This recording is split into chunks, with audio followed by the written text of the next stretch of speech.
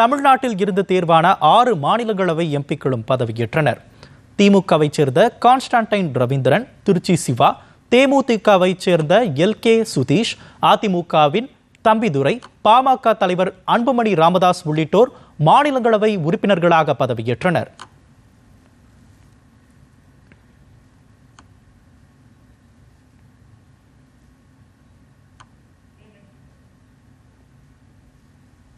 மாநிலங்களவையின் உறுப்பினராக தேர்ந்தெடுக்கப்பட்டிருக்கும் பேராசிரியர் கான்ஸ்டன்டைன் ரவீந்திரன் எனும் நான், மாநிலங்களவையின் உறுப்பினராக தேர்ந்தெடுக்கப்பட்டிருக்கும் கிறிஸ்டபர் மாணிக்கம் என்னும் நான், மாநிலங்களவையின் உறுப்பினராக தேர்ந்தெடுக்கப்பட்டிருக்கும் LK சுதீஷ் என்றும் நான், மாநில உறுப்பினராக தேர்ந்தெடுக்கப்பட்டிருக்கும் மு. தம்பிதுரை என்னும் நான், மாநிலங்களவையின் உறுப்பினராக தேர்ந்தெடுக்கப்பட்டிருக்கும் திருச்சி சிவா என்னும் நான், மாநிலங்களவையின் உறுப்பினராக தேர்ந்தெடுக்கப்பட்டிருக்கும் அன்புமணி ராமதாஸ் என்னும் நான், சட்டத்தினால் நிறுவப்பெற்றதான இந்திய அரசியல் சட்டத்தின் மீது உண்மையான பற்றார்வமும் பற்றுறுதியும் கொண்டிருப்பேன் என்றும், இந்தியாவின் இறையாண்மையையும் ஒருமைப்பாட்டையும் உறுதியாக பற்றி நிற்பேன் என்றும், நான் இப்போது ஏற்கவிருக்கும் கடமையினை நேர்மையாக நிறைவேற்றுவேன் என்றும் விழுமிய முறைமையுடன் உறுதி கூறுகிறேன்.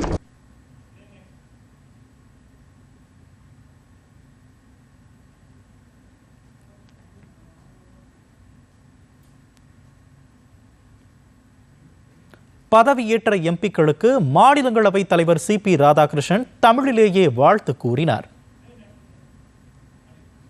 வணக்கம். மனமார்ந்த வாழ்த்துக்கள்.